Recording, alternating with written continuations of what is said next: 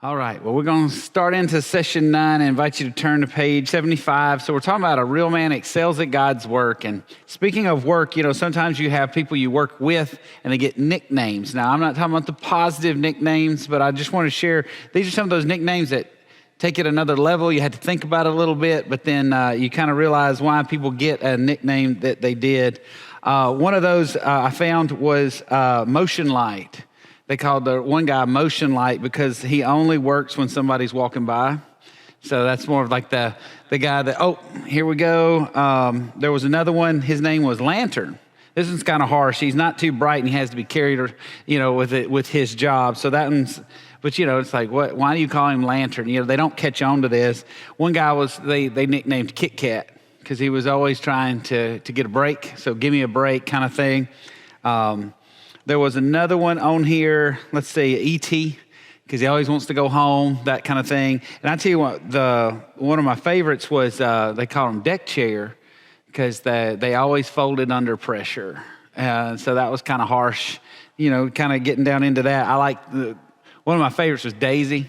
They named him Daisy because some days he's here, some days he's not, those things. So, and then finally my favorite, they nicknamed a guy Blister, because he always showed up after the work was done. And I was like, that's second level. Like, that's my favorite. But like, hopefully when we talk about work, we're not those guys in our job where you look around and you think that's the guy that's always looking for an excuse not to work or how to get out of work or something like that. And so we're going to jump right into it on page 75. So a real man excels at God's work. And that first part of that, work is big for every man. And it can be deeply satisfying. That's when you love what you do, you work with a great team, you feel like your skills, what you do is being utilized in whatever job you have, but it can also be empty and exasperating. That's when, sometimes it's like you have no encouragement. Like, let's say you have a boss and they don't have a clue what you're capable of, and so you're just kind of bored all the time, or they don't seem to care, so there's no encouragement for what you do. Just get your job done, but there's no feedback. You hate your work, but you're scared to seek out something new. I think that's where a lot of men are as we look in that. If they're not happy, it's like, but where can I go? Because it could cost me, but not having a job or risking the job. I don't recommend people quit their job and then pursue their passions. We talked about that last week. But they're just like, they just assume already they can't find something else to do. Maybe they're succeeding, but why aren't they happy? They're successful. There's a lot of guys that are working a job because that's what their degree was in, and they got to pay off that school loan. And 20 years later, they get stuck in that job so long they've always hated it, but they don't see a way out. Like those kind of things, that can be empty and exasperating. Why do I come home and I feel drained and exhausted? I've got nothing to give to the kids. I got nothing to give to my wife, but I've got nothing left after that. It's always draining. So that's two options for work when we look at that. So let's talk about some facts about work. And today is not about just this, but about finding, how to excel at work, changing our perspective for some of us. So for some, it's just a job. It allows me to live the rest of my life. It allows me to take care of my family and do the things, and it's fine. Others, it's not rewarding at all, and that's where we start getting into understanding what life looks like, because most men define themselves by what they do.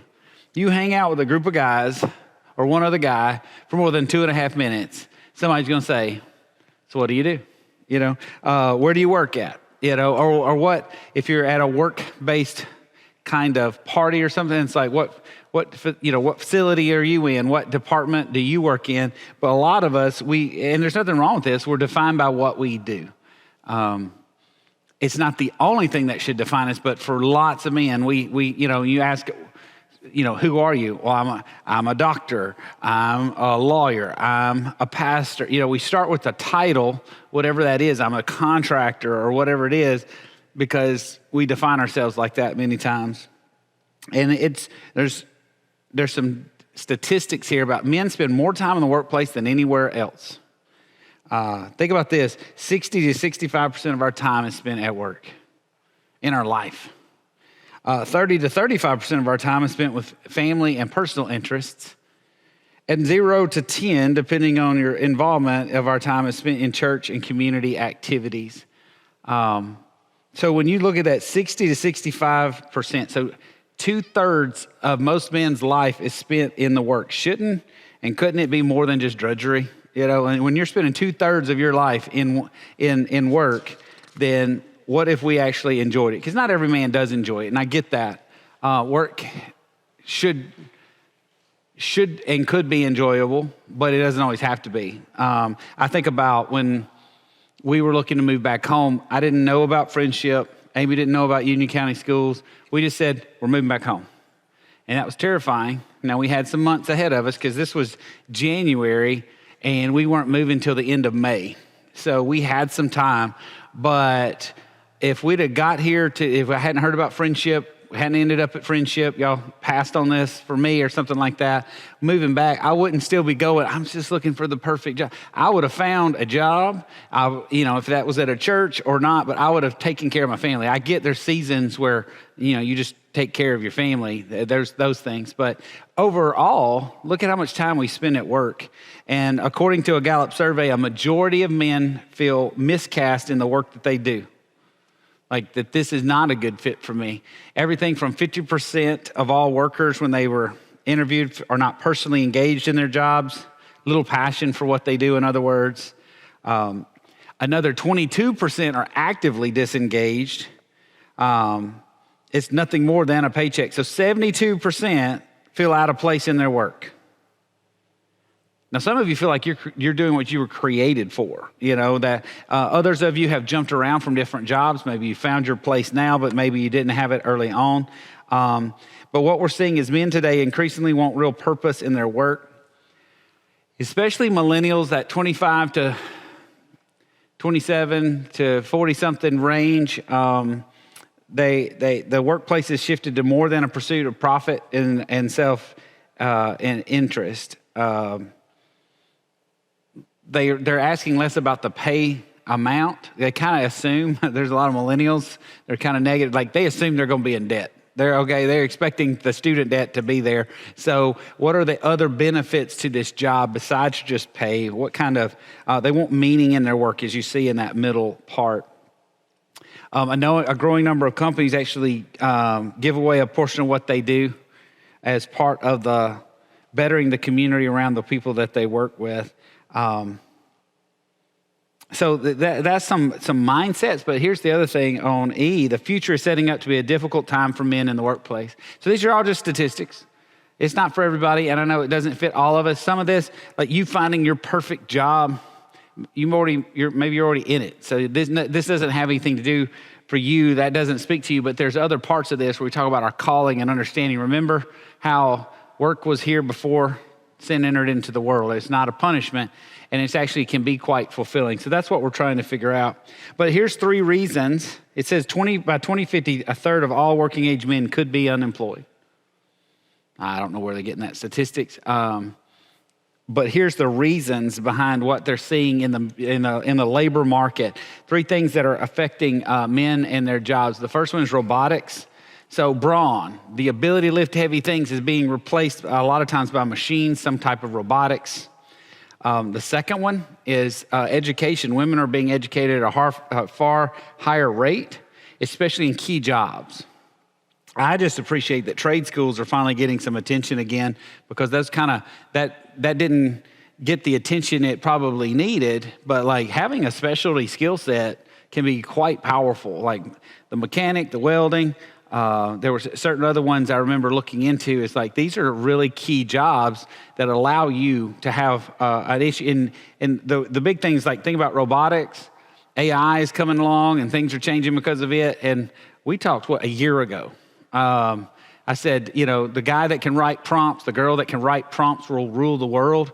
And he's like, what's a prompt? That's how you tell AI what to do. Some of this stuff, like education, maybe it won't be in school, but learning how to control AI, for instance, because back when tractors came along, people were like, this is going to kill the farmer. The fact that we have tractors instead of horse and buggy and plows and stuff like that, we have a tractor, this will kill the farmer. No, farmers thrive, the ones that learn how to use a tractor. That is just a tool, and they could do it more efficiently. AI is a tool, and the people that learn to harness that write prompts. And the next ones that learn to write prompts can rule the world as a result of that. And so encouraging, when we talk about education, that's another area to look at, as we're seeing it change dramatically over the last just year. But also marriage, as a marriage rate continues to fall in America, so will a number of working men. When you don't have someone to take care of, marriage and providing for a family, the motivation is gone to provide for those when you don't have someone. That's why, it's not in the book that I found so far, but one of the things that was brought up by men's fraternity just a few years ago was extended adolescence. Men are living longer at home, into their 20s and 30s with a part-time job, living in their mom's basement, playing video games over 40 hours a week. Because that's what they do. That's what they want to do. They've got no more motivation. This is enough rent to pay for rent, to help pay for pizza for mom, to let me stay here, and I get to play video games. And that's my real passion. So I work this little part-time job, and I enjoy my life. There's a lot, because they don't have a vision for something bigger.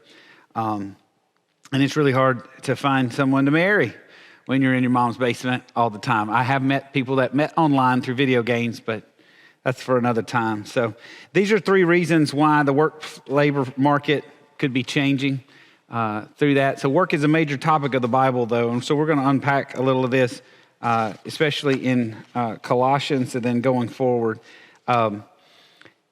You see it right here. Colossians 3:23 and 24 talks about work. Whatever you do, do your work heartily as for the Lord rather than for men, knowing that from the Lord you will receive the reward of the inheritance. It is the Lord Christ whom you serve. Sometimes we think we're working for a man, but we're actually working for our Maker. When we change our perspective of why we do what we do with our jobs, especially like understanding that you do it as unto the Lord. And so there's some things this passage declares, and you see it unpacked on the next page, page 78. All work is important to God. And so when you think about who wrote this, the Apostle Paul wrote Colossians. Now, he was talking about work, but he also did work. He was a tent maker at times. So when he would go to different places on his missionary journeys, if he needed to, he would do tent making to basically to support himself so he could do the ministry in those towns. Sometimes they were providing for him. But I got to think, because a tent maker meant you worked with leather and those big skins and chemicals and stuff like that. This was hard work. This was not something where he was just moving the latest tent from a catalog or something. He was making tents for people and selling them. It was a tough, hard job in the marketplace, but he understood that all work was important. And so that's why he tells us these things. All work is important to God. All work is working for God. So I believe he did the best of his ability as unto the Lord, even when he made tents, for instance. So all the work should get my best as a man. Just being known as someone that's good at what they do, and we'll talk more about that as we get into this. But all work done rightly will be rewarded by God. Seeing that bigger picture, I think about there was this story. There's a guy that came up, and there were bricklayers all working on the same project in different quadrants of the place, and they walked up to the first bricklayer and says, "What are you doing?" And he says, "I'm laying bricks." They went around the corner and asked the next guy, "What are you doing?" He says, "I'm making a wall." And the third guy that says, "What are you doing?" He says, I'm helping build a cathedral. So he had a bigger picture of what was being built here. Some guys, they're just right in front of them. I'm laying bricks, I'm making widgets, I'm doing this. But when you see that bigger picture for some of our jobs of like how that's impacting those around us. I've had friends that had the perfect job that were unhappy. Like, worked their own hours, got up every morning, not at 6 o'clock, when he felt like it, maybe 8, 7 o'clock, go to the gym, walk his dog, come rolling into his job. He set his own hours. He was his own boss. Work a few hours, drawing house plans, go have a cigar at the cigar shop for lunch, take a 2-hour lunch, have some appointments that afternoon, be done by 5, down to run a poker game at the cigar shop, run other stuff, go hang out with his wife, and set his own terms and made all the money he wanted. And he was like, I'm just looking, it seems meaningless. It's like your job allows you to do the other things you do in life. And he got into men's fraternity, and really that helped shape him to understand, like, part of his freedom was to have men's studies, like he's been talking about doing a Betterman session maybe at one of the poker shops with a group of guys there, because that's an open door that he knows there. So it's just finding those bigger pictures as we talk about this. But his work should have been rewarding, but it was a mindset change. He had to have a bigger picture of why he had that. So how a man finds the right job. So we're going to take some time on that. First off, you need to know who you are and how you're wired for work. And so one of the ways you can do that is just look at your past jobs. If you're trying to find the right job, you're not saying I'm in that sweet spot, and that's what I would call it later on. You think about golf, tennis, anything where you hit the club in the exact right spots, the sweet spot. Like the ball just seems to go further. It's effortless. It's just easier. When you find your right fit, you go further. It's easier because you're in that spot. This is what we're talking about. So what were those past jobs that you enjoyed? You came alive doing those jobs. And I'll go ahead and tell you, we're going to talk about what we're not geared for in a minute, but every job has a certain factor of, I don't like this part of the job. It's very rare to find 100% you do exactly what you love. Like, for instance, I'm a pastor, but I'm stuck leading men's groups. No, I'm kidding. I enjoy this part. I really do. But there's parts of my job that I'm not good at. I don't enjoy it. But if I'm 85% of the time doing stuff I don't enjoy versus 85% of the time doing what I enjoy, like that's what we got to understand. Find out what you're good at, what you're wired for. And so I wrote out some things. It says that you can seek out wise, objective counselors and who can size you up and offer helpful feedback. I'm just going to read this quote. When we do it for God and find our reward in Him, it's an opportunity to show people what it looks like to find our joy in something other than a paycheck. But when you're doing the right job, like that's attractive to people. Like they can see you're happy, that you're enjoying what you do through that. And in this whole idea of work in general, when you look through the Bible, you realize work was in the Bible before the fall. And so when you think about heaven, heaven sounds really boring to most of us guys. It's like, you tell me they're gonna give me a harp, put me on a cloud, and I'm just gonna play all day long. Like, is that what heaven's gonna be? And then you start looking at how Genesis, before the fall, we had a job to do. And so it seems that we're gonna have things to do as part of this. And that's where worship is more than just music. In the Bible, worship and service, we think, we go to worship and we have service projects or something like that. In the Bible, Old Testament, worship and service, same word. Worship the Lord with gladness, serve the Lord with gladness. Same version of the Bible, same verse in the Bible, different translations, because worship and serve, exact same thing. Go to the New Testament. Present your bodies as a living sacrifice, which is your reasonable act of service or worship, depending on which translation. There was no disconnect on those the way we have. We go to worship. This is worship, and that includes you got to have music, you got to have singing stuff. No, worship is a lifestyle of, even your job at work can be worship at times. And so giving glory to God through that, I think we'll worship through our hands, through our whole bodies as we are in heaven. So understanding those pictures, this is a picture of it here on earth though. And so we're trying to find the right one for us. Know who you're not and adjust accordingly, or adjust away from that. So there were some things to help you figure out what you are and are not. And you see that in the middle of page 79. There's like Strengths Finder 2.0. That'll help you find your strengths in the job place. There's one called Aims. If you're really looking like you're young in your career, or you're young in, coming out of college. I talked with some of the guys. Apparently this one it's not cheap. It's a lifelong, like, you can come back to them as many times as you want, so it's not cheap if they'll let you do that. But you fly into Dallas, they really do a full understand your likes, skills, aptitude, and then they help you find jobs. And like Robert Lewis, the guy that founded all this, he's put every grandkid through this, and most of them, their jobs came through that database. So he really speaks highly of it. I've never looked at it. It can be that Myers-Briggs personality. Like when I do the premarital counseling and marital counseling, there's 4 personality types, just kind of generic, basic 4, but these 4 quadrants, but pretty much we find ourselves in one of those. But, you got introverts and extroverts.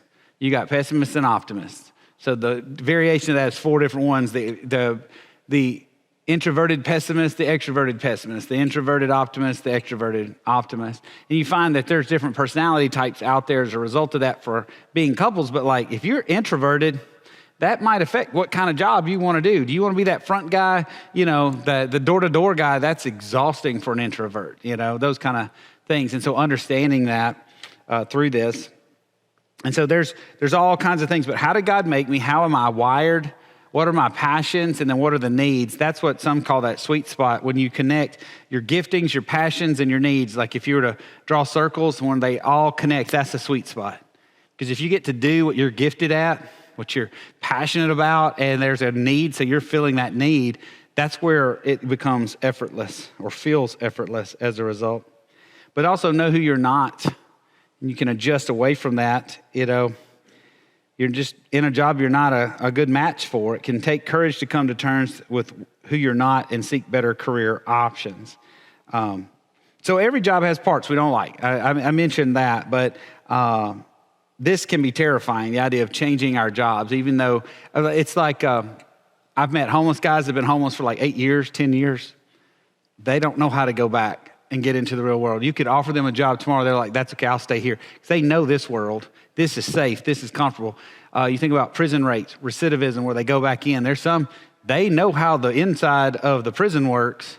The outside world is the scary one. So they go back in. They'll actually do something to go back in just because this is what I know. There's some guys living in a job. This is what I know. It feels like a prison. I'm not happy, but I know how it works. I know how it's safe. It's where it keeps me. It can be terrifying to actually move into that, but never say I'm trapped in my job. No man is trapped except in his own mind. There's this idea of quiet quitting that became really a big thing after 2020. People didn't quit their job, but they stopped caring, and so they just did the bare minimum to keep their job. It's called quiet quitting. They're like, I'm going to show up, and some guys, they just stopped working. They just kept going in the office, but they didn't work at all, and some kept going for years. Nobody figured it out. My job was meaningless, and I just quit. But burnout is a really big thing. We hear about burnout in the workforce and stuff like that. Here's the thing. I think burnout is a thing, but it's less about the workload. Because, you know, you can have a hard workload. You can have a lot of hours. It's just when you're doing the wrong things. It's not your strength. That's when we burn out. When we start to do, when we go against how we're made, you see a lot of guys being frustrated, feeling empty, burning out in their job.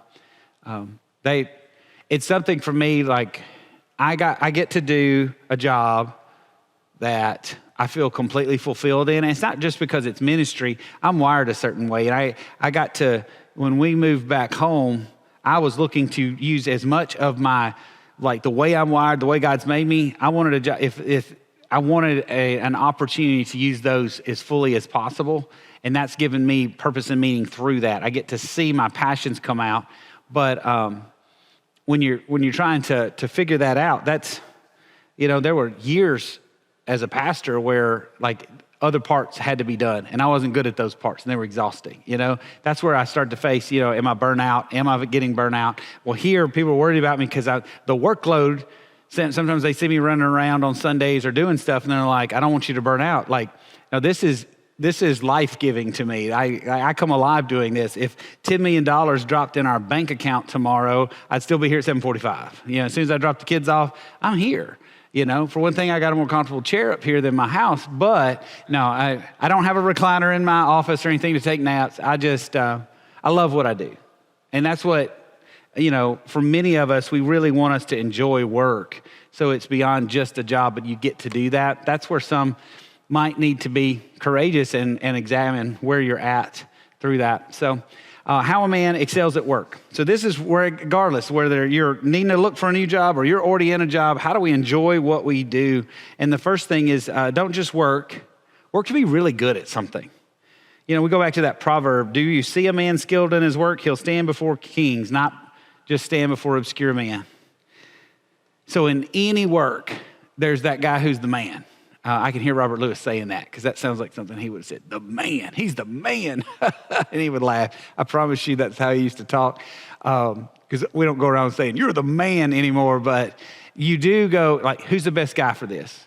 Who's the best guy for concrete? Who's the best electrical guy? Who do you go to for each different field around you? You know a guy. You know that's the guy that's known for what they do. And so when you look at that, they've honed that skill. They're the best at what they do. They got the talent. What does it look like for you to be the best in your field? Like always improving. You're that go-to guy and whatever that is, or at your workplace. My mom told me growing up, she said, I don't care what you do, but if you're a ditch digger, I want you to be the best ditch digger you can be. And I took that to heart. Like, I'm not trying to be better than any other pastor around. I'm not competitive like that. I'm trying to be the best pastor I can be. I'm trying, and out of that, one of those is preaching. You know, that's not my initial gifting. That's not one of my strong gifts. But in order to do the parts that I love, you need to be decent on Sundays to get the right to do the other things. So, and I value this Sunday event, the preaching event, but I have to work really hard at that to hone that because I'm not a good storyteller.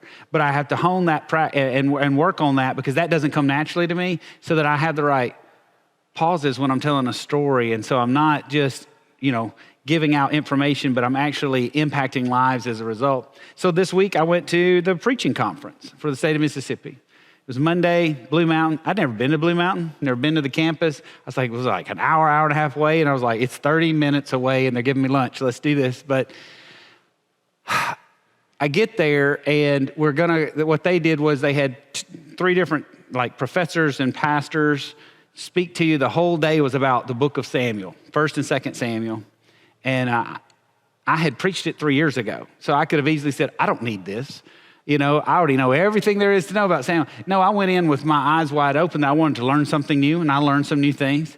But out of that, it's like I want to get better at my job. And that's the thing. So I don't need to go anywhere for conferences beyond 30 minutes. Like there's online conferences. There's ways to get better. Sometimes it's just putting in the 10,000 hours to become mastery at what you do. But finding out how to be really good at your job, that's what I was trying to get to. Always improving. That's the other part, is that continually getting better. So that keeps us from being stagnant. Be responsive to those above you and earn their trust. And now we're talking about if you've got a boss. Few things are more exhausting for an employer than to have someone like Blister. Remember Blister? He only shows up after the work's done. Always making excuses. That's the big one. The guy that works grudgingly, overlooks details, and makes excuses generally fails to follow through on his job as asked. This is a big one, especially that idea of excuses. I cannot handle excuses with my kids. I don't need an excuse. I don't even need an apology. I need you to follow through with what you said you're going to do, like trying to help them understand that. And one of the guys that's impacted me is, he's not a Christian author, but Jocko Willink wrote Extreme Ownership. And what he talks about is like taking ownership for the areas that you fall, where this comes under your purview, instead of blaming somebody else. It's like, why didn't you get that job done? Well, so-and-so.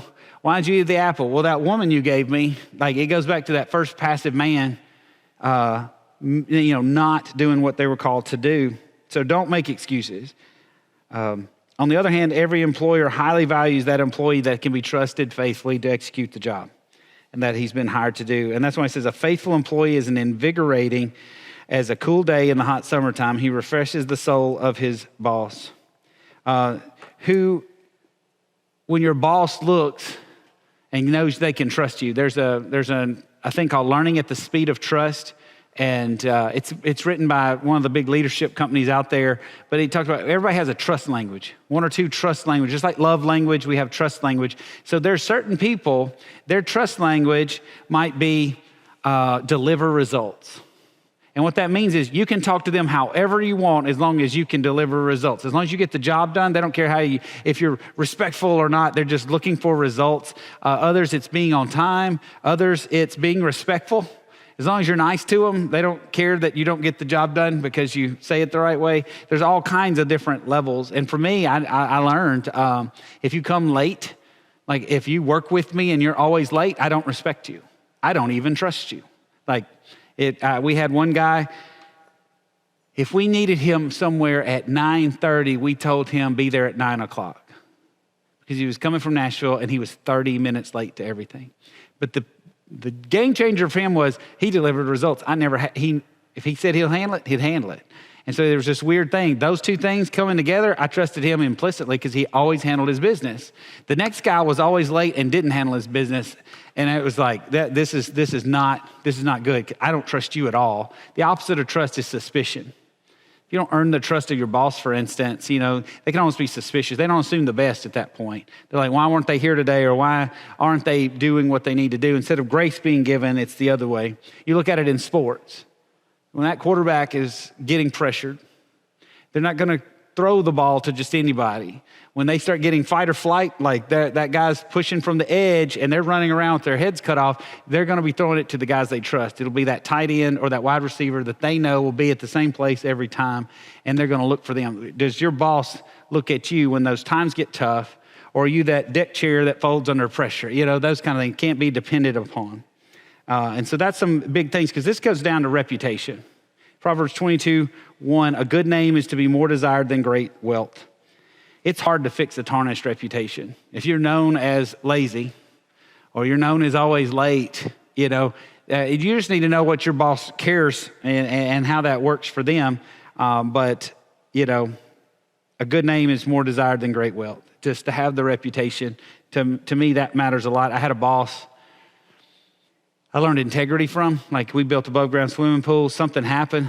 The customer would have never known. And we drove across town to Tupelo, got a new liner and got it handled because he's like, no, because I'll know. And that was integrity. Like, I learned to respect him. He has a reputation of integrity with me. I knew I could trust him because he's going to do the right thing even when nobody was looking. So you learn that from different people. Another way to excel at work, over-deliver in your work. That does not mean go kill yourself at your job. Like overwork your body or something like that. They were interviewing Kathy Truitt for Chick-fil-A. Like, this is a guy that's made that franchise into one of the more, successful franchises. They don't work one day a week, which is so mind-boggling to everybody else. But when they talked to him, they said, when they talked about his life, he said, I want to outwork everybody else. And he said, does that mean you keep late hours? He says, no, I keep the same hours. I just want to work harder while I'm here. That's what we mean by over-deliver. It doesn't mean you put more, just because you put in the hours doesn't mean you did a good job, Just because if somebody spends 65 hours at their job this week versus the guy that spent 40, maybe it took him that long to do the same job. That can be the case. And sometimes it is because they're committed. I get that, but what does it mean to over-deliver here? Well, it says in verse Proverbs, poor is he who works with lazy hands, but hard-working hands get rich. And so here's where it comes in. When just good enough is the standard, that's not good enough. It's good enough. That's good enough. We don't take pride in our work at that point. In some jobs, that can really affect us because the Christian work standard is excellence, because remember, we're doing it for the Lord. So we should do everything. It doesn't mean professionalism. Like, I have a core value of excellence. And that does not mean professionalism in the way people expect. It's right here. Motivation is of going beyond what's expected. And so when you do that, you're doing more than ask. You're paying attention to details. You're over-delivering, and it honors God. It also helps open doors in other ways, because you think about Christianity. There was the verse I used for excellence is the second mile ministry in the gospel. So Jesus said, if someone asks you to go with him 1 mile, go with him 2. So there was an actual law that Romans could conscript you for 1 mile. They could walk up and say, hey, carry my pack. And you had to carry their pack for 1 mile. Now let's say you're a brand new Christian. You heard Jesus' teachings on if he asks you to go 1 mile, go with him 2. And you're wanting to share your faith with this Roman centurion. And so he says, hey, carry my pack. You put on his pack, you start walking. Hey, if you were to die tonight, where would you spend eternity? The Romans pretty much going to tell you to shut up. I don't want to hear you. I need you to walk for 1 mile. That's what I need you for. Change that scenario to you pick up the pack, you carry it for that 1 mile, and then you get to the end, you're going to do what everybody else does. The Roman says, hey, you can put my pack down, and you say, that's okay. I'll carry it another mile.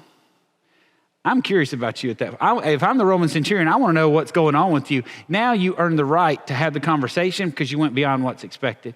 That's where Christian excellence in ministry, going beyond what's expected, doing more than asked, honoring God through that. That's what we're talking about by over-delivering in work. And we go back to that Colossians, whatever you do it as for the Lord rather than for men. Because we all have had bad bosses. Maybe you got a bad boss through this, but you can still over-deliver because God sees it. That's why you're doing what you're doing. So again, this is that perspective shift of why we do what we do. Another thing to do to excel at work is be an encourager and a team builder. Make it your goal to always be an encourager at work. Do you remember early on, it may have been the first week or it was the second week, where I said, you know that guy that walks in to a team meeting and it feels like the energy in the room goes up? Like you feel like that person sees you and is encouraging and like is a part of the team. You know that if they say they're going to do something, they'll be there. Or what about the guy that comes in and sucks all the energy out of the room that doesn't deliver? So you got givers and you got takers. We're in that place in this study of understanding, which one do your coworkers think of with you? Are you the giver or the taker? Are you an encourager? Because it says encourage one another, build one another up just as you're doing. Your words at work can be a force for tremendous good, or it can be a negative atmosphere. And one of the ways to keep that is Ephesians 4, let no unwholesome talk or word proceed from your mouth, but only such as is good for building up one another. Are we laughing at certain jokes? Are we telling certain jokes? There were a lot of other nicknames for coworkers, mostly inappropriate. That's not the ones I shared with you. We're on YouTube. We're in a church. But do I have to go that route to get a laugh? Those kind of things. Or can humor be something better than that? And so just finding out how to be an encourager and build up the team without compromising who you are. Part E is to keep your word. So when you apply that to work, that means when you say you'll be there, you show up on time. When you say you'll pay it, you pay it. When you make a commitment, you follow through. When you say it'll be done, you make sure it gets done. You keep your word. And so at work, your word and your reputation travel together. And the scriptures commend the man who keeps his promise and follows through. So Psalm 15:4, we've looked at it before, but it says, he swears to his own hurt, yet he does not change. That's not the version that I grew up hearing, but basically it says he keeps his word even when it hurts. That's integrity. That's a reputation. You do what you say you're going to do. I remember one guy, he had bought a condo and then the recession hit and he was about to just walk away from it. And I said, but you signed the contract and it's going to affect his job every way. And he said, yeah, but when I signed the contract, I didn't expect the recession to hit. And he needed this study and he never got in it. He moved on right after that in 2012 to the recession stuff. But it got a little tough. He just walked away, that kind of thing. He didn't keep his word. Do you think I trusted that guy though? Am I going to trust him with big, important issues when you can't in those things? So that's where your reputation comes in. All right. So here's the last part of this summary. Yep, that's it. So the summary page right there, you're done with filling in the blanks. You can get caught up while I talk for a second, but you need the right input. You need wise friends. You might need professional counselors and objective feedback testing to understand. StrengthsFinders 2.0 would be a great one. We're going to provide some more resources at the end of this series to help you with that as well. I think one of the best things I learned was having the right feedback. Who is telling you what you're good at and what you're not good at. When I just started planning a church, the first 5 years, worked with the Church Planner Network, and I helped train other church planners. So I'd go into these basic trainings and talk about small groups and core values. And there were certain areas I was passionate about. They'd put me in front of the guys, and we would go through the material. And what I learned was my mentor, he was over Middle Tennessee in church planners. You could say, well, tell me about Jim, church planner that's there. And he would tell you everything about him, strengths and weaknesses. He's great at this. Jim is an excellent communicator, but his people skills aren't really there. He's not a good people person. Then you get to the next person and he's like, tell me about this guy. And he's good at this, not at this. He never would give you your own feedback. That was the problem. But he would just give it to you. He was really good at that. So I could have dealt with another guy. I'm like, hey, I need you to ask Wayne about me. What do I do well? What do I not do well? And I give it to me easy. Don't just tell me he's a terrible preacher or whatever it is. But like, find out what my strengths and weaknesses are, and I'll find out for you. And he's like, deal. And we both did that, and then we shared notes.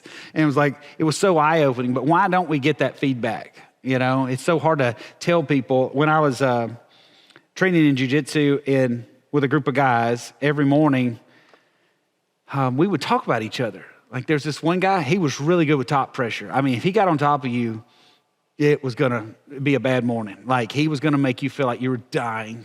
He felt like he was 400 pounds. His pressure passing is what it was called. It was really good. Nobody ever told him. We all talked about it, but we never told him. So finally, one day I was like, hey, guys, I just want you to know, we all talk about each other. So I just want you to know you're known for really good top pressure. Every time you get on top, like that's an area. I think so. If there's something I could work on or strength, I'd love feedback. And we just started doing that with each other. But that dude, top pressure got worse, like as in worse for me. He got better at it because he found out that's a strength I can tap into. But why don't we get that feedback? Why don't we look for it? Don't be content to just work. Know your work fit, it says here. Know what you're good at. Try to be better at it. You think about in the world today, if your kid has 4 A's and a B, what do you focus on? Pick that B up. You want to get that to an A. But when they come out of school, hey, B was in math. Let's find you a job with less math. What are you really good at? Because sometimes that's what you find. You want to move your strength and your fit to do what you're good at through that. And so you need education and training where that fits with your job. And that's not always education as in go to a college degree. We're seeing the differences in that around us. That's not always the way to go for every person. It was the year 2000, I went to Memphis with a group of pastors to this Legacy 2000 was the name of the conference. Adrian Rogers was there. Several other big name people were there, and we got to hear and learn from these guys. And that conference really impacted me. It didn't cost me anything. The two main things that came out of that was there was one guy that talked about when you preach. He was the guy that says, I waxed eloquent on the third pinky toe of the beast in Daniel one Sunday. I got in my car, and as I was driving home, I looked at my wife, and she said, so what? And if you know me, you know I say that question every week now. It's like, so what? So what? All this information, I preach, and all I do is give you information. There's no so what? Like, what am I supposed to do with this information? Those kind of things. That was 24 years ago, and it was free conference. I went to that conference, and I actually went around the corner, and I met Adrian Rogers, the Dr. Adrian Rogers. He was just standing in the hallway. And I said, Dr. Rogers, it's really nice to meet you. I just surrendered to the ministry this year. I'm new in ministry. Is there any advice you can give somebody who's new in ministry? And he sat me down. There's little chairs on the side, and he said, always be prepared. Go into a meeting or preach, whatever it is, always be prepared. Don't go in unprepared for what you need to do. And that has stuck with me all the way through that. So it's not always, I learned some things at seminary, at school and stuff like that, but education could be more than just the stuff you pay for to go to college for. So for some of you, it might be more about going in and getting a conference or getting some training online to hone your skills. And you need to let the wisdom of the Bible coach you up in how to work. So here's what we talked about. You need to be really good at something, work to be really good at something, be responsive to those over you, over-deliver in your results, be an encourager and team builder, and keep your word. That's what we talked about. The above will lead a man to excel at his work, enjoy it, and bless those around him. I think that's the most important thing is understanding how we're blessed to be a blessing. We shouldn't use up our best hours at work and not have any for our wife and kids. But if we're not in the right fit, sometimes that happens. And that might be enough of a reason to make a change. So for others, it's just, hopefully this was confirming you're doing what you were called to do. But maybe it's more about understanding, I want to be the best in my field. I want to be the best at what I do. I want to be known for that. And so how do you go forward with that? So you'll be able to talk about that in your groups. And so that's the end of session 9. 1, 2, 3, break. Let's go to our groups.